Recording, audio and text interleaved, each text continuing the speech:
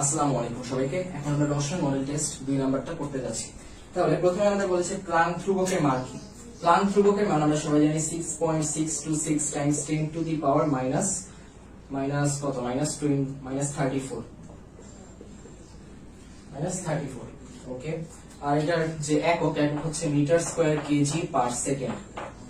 এটা হচ্ছে একক, যদি কখনো একক জানতে চাই।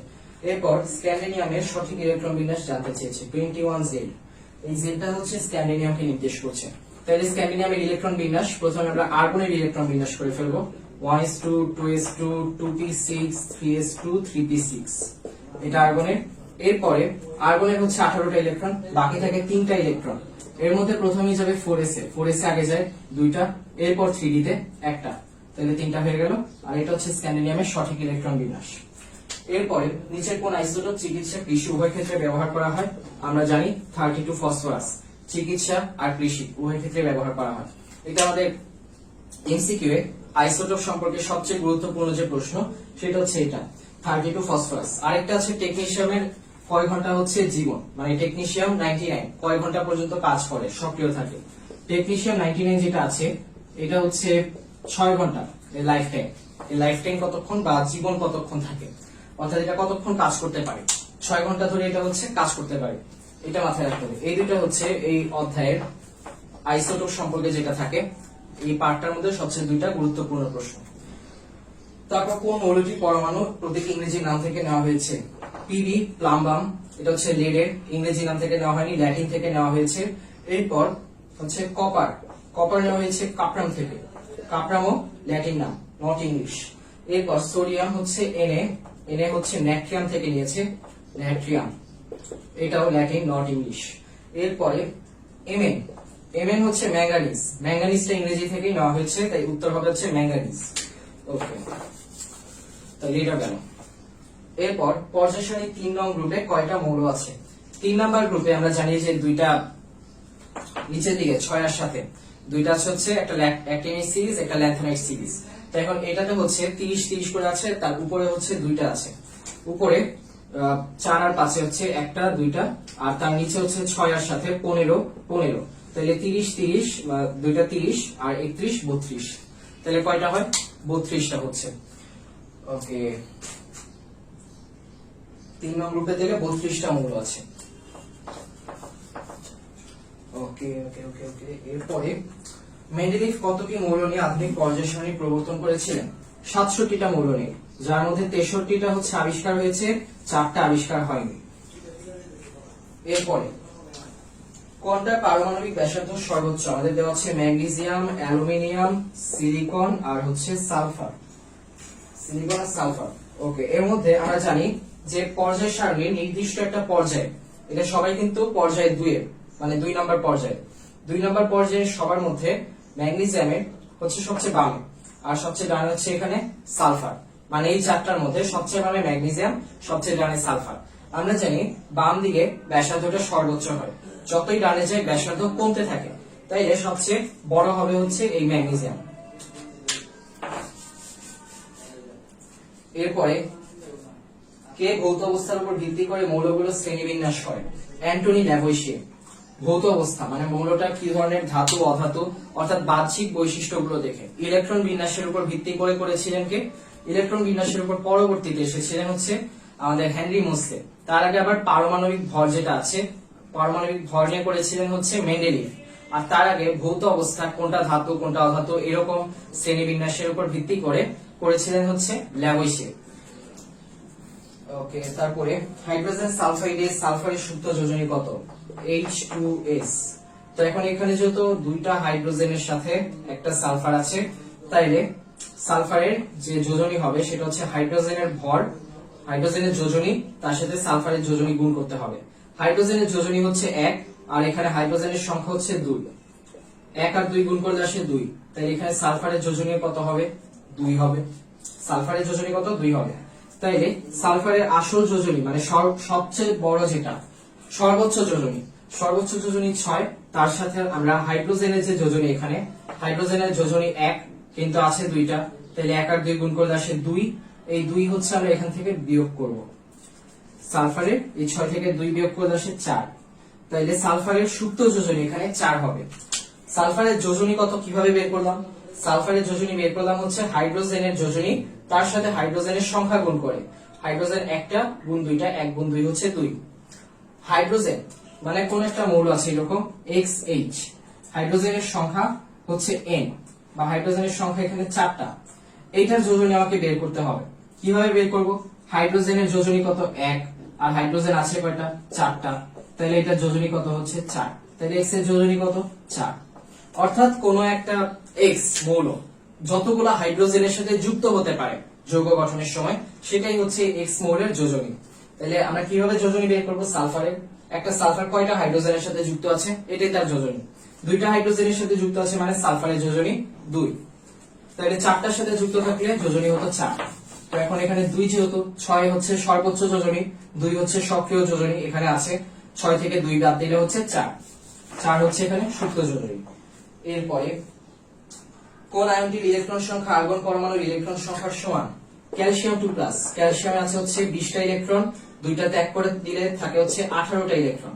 তাহলে ক্যালসিয়াম 2+ এর আর ক্যালসিয়াম 2+ এর ইলেকট্রন সংখ্যা আর্গনের সমান।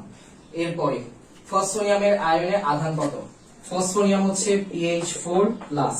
তাহলে ফসফোনিয়ামের আধান হচ্ছে প্লাস যেহেতু তার মানে +1 হচ্ছে এর আধান। ওকে, তারপর নিচের কোন মৌল বিক্রিয়ায় অংশগ্রহণ করে না? বিক্রিয়ায় যারা অংশগ্রহণ করে না তারা হচ্ছে গ্রুপ 18 মৌল, এদেরকে বলা হয় ইনার্ট গ্যাস বা নিষ্ক্রিয় মৌল। নিষ্ক্রিয় গ্যাস বলা হয় এদেরকে। এদের মধ্যে অন্যতম হচ্ছে নিয়ন।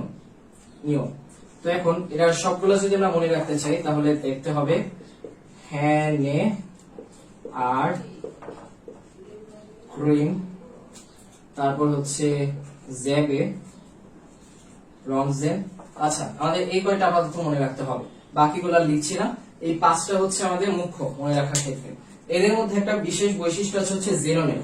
জেনন আবার যৌগ গঠন করতে পারে HCF2, মানে প্রধানত আমরা এই যৌগটার নাম শুনি, আর অনেক যৌগ আছে যেগুলা এই জেনন গঠন করতে পারে, কিন্তু তারপরেও এরা হচ্ছে নিষ্ক্রিয়। কারণ কি? এদের সর্বশেষ শক্তিস্তর যেটা থাকে সেটা অষ্টক বা দ্বিত্বপূর্ণ থাকে। প্রথমটা হিলিয়ামের সর্বশেষ শক্তিস্তরে হচ্ছে 2টা ইলেকট্রন থাকে, অর্থাৎ দ্বিত্বপূর্ণ আছে। বাকিগুলার হচ্ছে সর্বশেষ শক্তি স্তরে আউটার মোস্ট শেলে 8টা করে ইলেকট্রন থাকে, এই জন্য এদেরকে নিষ্ক্রিয় মৌল বলা হয়। আর এদের মধ্যে নিয়ন যেটা আছে, অপশনাল নিয়ন ছিল, এরা কি কোন যৌগ গঠনে সাধারণত অংশগ্রহণ করে না। ওকে, তারপর পেট্রোলিয়ামে গ্যাসোলিনের পরিমাণ কত? গ্যাসোলিনের পরিমাণ হচ্ছে 5%, বা পেট্রোলের পরিমাণ বা গ্যাসোলিনের পরিমাণ যেটাই বলি না কেন 5% হবে। তারপর কোনটি অসম্পৃক্ত হাইড্রোকার্বন? অসম্পৃক্ত হাইড্রোকার্বন হবে হয় CnH2n অ্যালকিন অথবা CnH2n-2 অ্যালকাইন। তো এখন আমরা অপশনে আছে C3H6। C3H6 আমরা দেখতে পাচ্ছি N হচ্ছে 3 আর 2n হচ্ছে 2 গুণ 3 6। তাহলে আমরা এভাবে মাথায় হিসাব করে বলে দিতে পারবো C3H6 হচ্ছে আমাদের অসম্পৃক্ত হাইড্রোকার্বন। এটা একটা অ্যালকিন, 3 কার্বনের অ্যালকিন প্রোপিন। তাহলে এটা কি অসম্পৃক্ত হাইড্রোকার্বন হবে। আচ্ছা, তারপরে আছে হচ্ছে ডেরলিনের মনোমার কোনটি? ডেরলিনের মনোমার হচ্ছে মিথানেল। মিথানেল হচ্ছে HCHO। এটা অনেক বিখ্যাত প্রশ্ন, আমাদের এই বর্তমান বইয়ে পাওয়া যায় না সাধারণত, তবে মানে বর্তমান বইয়ের অনুসারে যেগুলো আছে, যে গাইডগুলো, ওইগুলোতে দেখা যাবে যে এই ধরনের প্রশ্নগুলো অনেক কমন।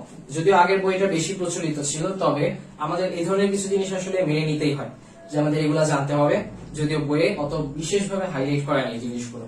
কিন্তু তারপর আমাদের মাথায় রাখতে হবে যে ডেরলিনের মনোমার হচ্ছে HCHO বা মিথানেল, এটা থেকে হচ্ছে ডেরলিন উৎপন্ন করা হয়।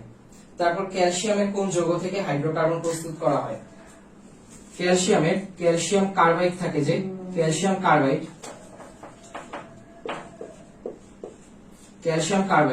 এই ক্যালসিয়াম কার্বাইড থেকে হচ্ছে আমরা কি করি, যৌগ প্রস্তুত করি। তো এখন কিভাবে প্রস্তুত করা হয়? এটার সাথে আমরা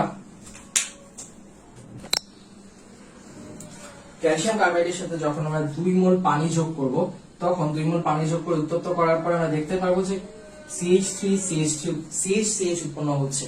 এটা হচ্ছে 2 কার্বনের অ্যালকাইন, যেটাকে বলা হয় ইথাইন। ইথাইন হচ্ছে উৎপন্ন হচ্ছে এবং ক্যালসিয়াম হাইড্রোক্সাইড উৎপন্ন হচ্ছে, এবং আমরা ক্যালসিয়াম কার্বাইড থেকে CH উৎপন্ন করতে পারি, যেটা হচ্ছে ইথাইন, এক ধরনের হাইড্রোকার্বন ইথাইন। এটা কার্বন কার্বন ট্রিপল বন্ড পাওয়া যায় দেখে এদেরকে অ্যালকাইন বলা হয়। এরপরে আমরা দেখতে পাচ্ছি যেটা আছে ইথারের কার্যকরী মূলক কোনটি? আমাদের বই বেশ কিছু কার্যকরী মূলক দেওয়া আছে এবং তাদের মধ্যে একটা উল্লেখযোগ্য হচ্ছে ইথার, আর ও আর। এটাকে আবার এভাবেও লেখা যায়, ঠিক আছে, শেষে যে আর দুটো থাকে এগুলো না দিলেও হয়, কিন্তু আমরা এই দুটাই খেয়াল রাখবো। অপশন এই দুটো যে কোনো একটা দিয়ে দিতে পারে। আর এই দুটাই কিন্তু ইথারের মূলক, এটাও ইথার এটাও ইথার। আর কিটোনের হচ্ছে এই যে এরকম সিও, এটা হচ্ছে কিটোন, আর এই দুটো হচ্ছে ইথার।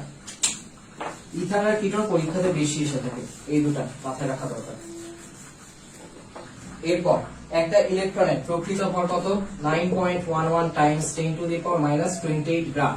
এখন এই গ্রাফকে যদি আমি কেজিতে নিতে চাই তাহলে কি করতে হবে? এটার সাথে আরো 3 বিয়োগ করে দিতে হবে, তখন আসবে 9.11 Times 10 to the power minus 31 KG. এই দুটো আমরা সবাই জানি, এই দুটো হচ্ছে ইলেকট্রনের প্রকৃত ভর। দুটোই কিন্তু একই, একটা গ্রামে একটা কেজিতে, এককের উপর ভিত্তি করে যেটা অপশনে থাকবে ওইটা দিব। তারপর প্রকৃত আধান, ইলেকট্রনের আধান হচ্ছে -1.6 টাইমস 10 টু দি পাওয়ার -19, আর প্রোটনের আধান হচ্ছে +1.6 times 10 to the power +10 to the power -19। এটা ইলেকট্রনের আর এটা প্রোটনের। এরপর ভর প্রোটনের তুলনায় 1840 গুণ কম, রাইট? 1840 গুণ কম প্রোটনের ভরের তুলনায়। তাইলে আমাদের যে আধান হচ্ছে এটা, ভর হচ্ছে প্রোটনের তুলনায় 1840 গুণ কম, এবং ইলেকট্রনের প্রকৃত ভর হচ্ছে 9.11 টাইমস 10 টু দি পাওয়ার -28 গ্রাম অথবা 9.11 Times 10 to the power -31 KG. দুইটাই খেয়াল রাখতে হবে, তাইলে তিনটাই সঠিক। তারপর Cl2 তে কি হয়? একটা ক্লোরিন আর একটা ক্লোরিন, এই দুটো মিলে কি করে? সমযোজী বন্ধন তৈরি করে। কিভাবে? লুইস ডট স্ট্রাকচার দিয়ে দেখাচ্ছি। লাস্টের শেলে 7টা ইলেকট্রন থাকে, এই লাস্টের শেলেও 7টা ইলেকট্রন থাকে। তো এখন ও আর ও যদি একসাথে মিলে মিশে যায় তাহলে কি হবে? এখানে লাস্টের শেল ইলেকট্রনটা এখানে চলে আসবে, তাহলে প্রত্যেকে কি করছে? একটা ইলেকট্রন শেয়ার করছে, একটা করে ইলেকট্রন শেয়ার করছে। তাইলে এই দুটাই যেহেতু অধাতু মিলে কি করে? সমযোজী বন্ধন, অধাতু সমযোজী বন্ধন তৈরি করে। তাহলে এই দুটা মিলে কি করলো? সমযোজী বন্ধন তৈরি করলো। আর তারপরে আমরা যেটা দেখছি সেটা হচ্ছে উভয় পরমাণু 2টি করে ইলেকট্রন শেয়ার করে, কিন্তু উভয় পরমাণুকে 2টি করে ইলেকট্রন আসলে শেয়ার করছে না। আমরা দেখতে পাচ্ছি প্রথম যেটা এক্স দেওয়া ক্লোরিন, এরা একটা ইলেকট্রন শেয়ার করছে, আর তারপরে ডট দেওয়া ক্লোরিনটা একটা ইলেকট্রন শেয়ার করছে। তাহলে দুটা করে না, একটা করে ইলেকট্রন শেয়ার করছে। তাহলে আমার 2 নাম্বার অপশনটা কি? ভুল। 2 নাম্বার অপশনটা ভুল, একটা করে ইলেকট্রন শেয়ার করছে না। এরপরে ওয়াই এরপর উভয় পরমাণু আর্গনের ইলেকট্রন বিন্যাস লাভ করে। এটা দুটাই কিন্তু লাস্ট হচ্ছে 17টা করে ইলেকট্রন ছিল, লাস্টে 7টা, তার আগে দুটা শেল মিলে 10টা, 10 আর 7 17, তাহলে 17টা করে ইলেকট্রন ছিল। এখন দুজনেই একটা করে শেয়ার করে দিলে কি হয়? এটারও 18 হয়ে যায়, এটারও 18 হয়ে যাবে, মানে দুটা একসাথে কিন্তু 18 হচ্ছে। এমন না যে একজন আরেকজনকে দিয়ে দিচ্ছে, এটা করছে না। দুজনে কি করছে? একটা করে ইলেকট্রন শেয়ার করছে, দুজন মিলে ভাগাভাগি করছে। ভাগাভাগি করলে কি হয়? ওই একটা ইলেকট্রন দুজনের জন্যই কাউন্ট করা হয়। তখন এখানে 17টা ছিল, এখানে 17টা ছিল, একটা করে শেয়ার করলে কি হবে? 17 যোগ 1 18, 17 যোগ 1 18, দুজনই 18টা করে তখন ইলেকট্রন পাচ্ছে। এখানেও হিসাব করলে দেখবো 18টা আসছে, লাস্টে 8টা, তার আগে 10টা, 10 আর 8 18, আবার এভাবে হিসাব করলেও কি দেখবো? 18টা পাচ্ছে। ওকে, তারপরে আমাদের কোনো উদ্দীপক দেয়নি 20 আর 21 নাম্বার প্রশ্নে, তাই আমরা কিছু বলতে পারবো না এখান থেকে, তাই সরাসরি 22 নাম্বার প্রশ্নে দিচ্ছি। 22 নাম্বার প্রশ্ন আমাদের বলেছে CaB, এখানে হচ্ছে গাঢ় H2SO4, এরপরে এখানে আছে K2Cr2O7 আর H2SO4। এ হচ্ছে 3 কার্বন বিশিষ্ট অ্যালকোহল, অর্থাৎ 3 কার্বন বিশিষ্ট অ্যালকোহল বললে আমরা বুঝবো এটা C3H7OH প্রোপানল। আর এটা থেকে গাঢ় H2SO4 চালনা করলে কি হবে? গাঢ় H2SO4 দিলে আমরা জানি অ্যালকোহলের সাথে গাঢ় H2SO4 দিলে তখন সেখান থেকে ইথানল আসবে, ইথাইন আসবে, প্রোপিন আসবে। ঠিক আছে, মানে অ্যালকিন আসবে। অ্যালকোহলের সাথে যদি আমরা গাঢ় H2SO4 দেই তাহলে আসবে হচ্ছে প্রোপিন, মানে এই অ্যালকোহলের সাথে 3 কার্বন বিশিষ্ট অ্যালকোহল দিলে কি হবে, প্রোপিন আসবে। 4 কার্বন বিশিষ্ট অ্যালকোহল বিউটানলের সাথে দিলে বিউটিন আসবে। অর্থাৎ অ্যালকোহলের সাথে যদি আমরা গাঢ় H2SO4 চালনা করি, গাঢ় H2SO4 চালনা করি অ্যালকোহলের মধ্যে, বা গাঢ় H2SO4 এর সাথে অ্যালকোহলের বিক্রিয়া ঘটাই, তাহলে কি হবে, তখন এখান থেকে অ্যালকিন উৎপন্ন হবে। তাহলে 3 কার্বন বিশিষ্ট অ্যালকিন হলো হচ্ছে C3H6। আর এই অ্যালকোহল থেকে যদি আমরা K2Cr2O7 আর H2SO4 এর দিয়ে জারিত করি, তখন আসবে হচ্ছে ইথান প্রোপানল, অর্থাৎ অ্যালডিহাইড আসবে। অ্যালডিহাইড আসলে হচ্ছে প্রোপানল। প্রোপানল হবে C2H7CHO, C2 ওকে, CH3CH2CHO, এটা ঠিক আছে। এটা হচ্ছে আমাদের অ্যালডিহাইড, এটা হচ্ছে আমাদের অ্যালকিন। এরপর আমরা দেখি বি কোন শ্রেণীর যৌগ। বি আমরা বুঝতে পারছি যে অ্যালকোহলের সাথে গাঢ় H2SO4 দিলে আসে অ্যালকিন, তাহলে এটা হচ্ছে অ্যালকিন, বিটা অ্যালকিন হবে। এরপরে সি এর একটা অণুতে কত মোল CH বন্ধন বিদ্যমান, সি এর একটা অণুতে। তাহলে এখন এখানে দেখি সি সি সি, তো এখন এটার সাথে আছে 3টা হাইড্রোজেন, এটা হচ্ছে সি, আর সি এর একটা অণুতে কয়টা কার্বন হাইড্রোজেন বন্ধন বিদ্যমান, এটা বের করছি এখন। এখানে আছে 2টা হাইড্রোজেন, আর এখানে আছে একটা অক্সিজেন, একটা হাইড্রোজেন, CHO। ওকে, তাইলে এখানে 1 2 3 4 5 6 কয়টা হাইড্রোজেন বন্ধন বিদ্যমান, কার্বন হাইড্রোজেন 1 2 3 4 5 6টা কার্বন হাইড্রোজেন বন্ধন বিদ্যমান। ওকে, তাহলে কয়টা হলো, 6টা। এই যে এখানে একটা, এখানে 2টা, এখানে 3টা, 4টা, 5টা, 6টা, টোটাল 6টা বিদ্যমান। তারপর